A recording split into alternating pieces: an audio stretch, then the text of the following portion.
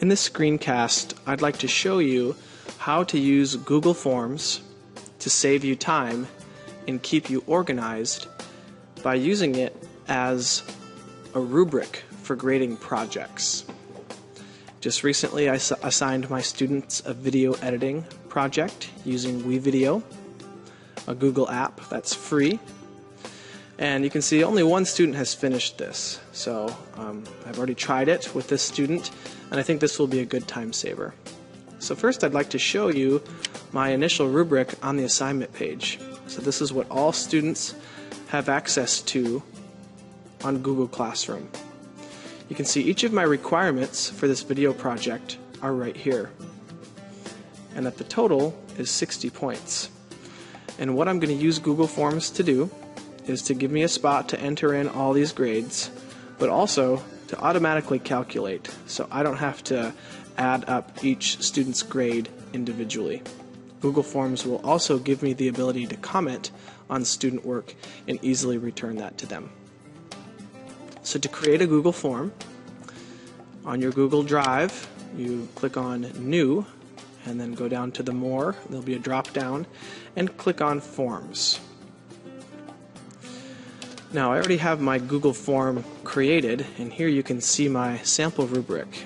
And I entered in a few additional questions here, the student's last name and student's first name. That will allow me to see now whose assignment that I'm grading, but it'll also allow me to sort my answers or my grades alphabetically if I want to do that. So I'll give you a quick look at the rubric here on my assignment sheet on Google Classroom. And again, you'll see that my form, other than the first two questions, matches that rubric. And as help text here, I included the number of points in case I forgot for each item. And we can go all the way down to the bottom of my form, and you can see I added two additional questions at the end. One of those is, was the video late? And this gives me the ability to deduct points then.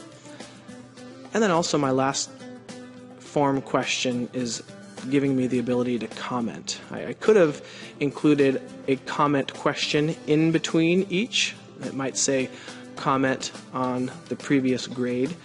That seemed a bit redundant to me, and that I would be able to get my comments all in at the end. However, you could add a comment question in between each if you'd like to comment on each category.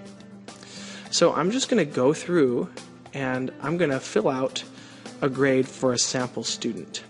And I would do that by clicking on View Live Form.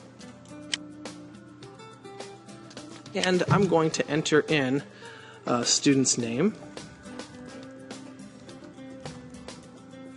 And then after I had viewed their video, or their project in other cases, I would enter in a grade for each.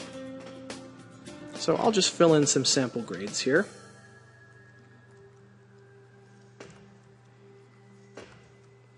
And on down the line.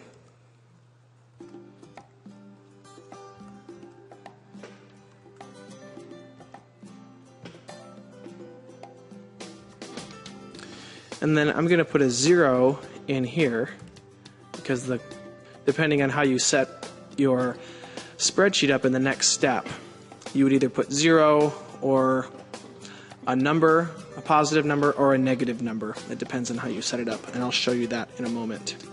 So I'm going to add my comments.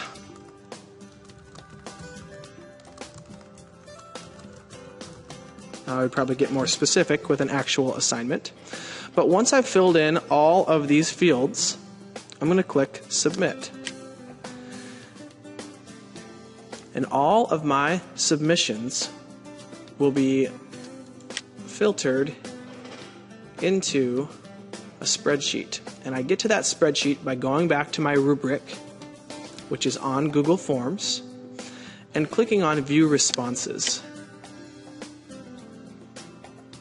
And now you'll see a timestamp of what I just graded, as well as the student's last name, first name, and then all the individual grades. which is nice to have, and comments at the end.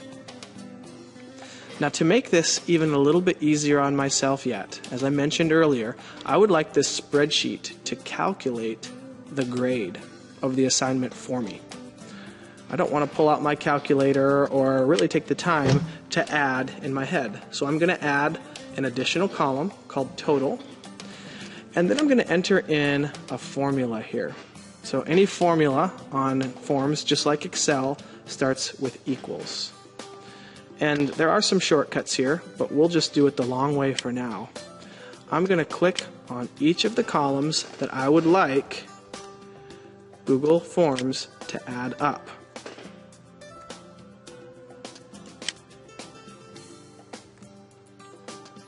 So as you can see, I'm just adding each of the columns for which I entered grades.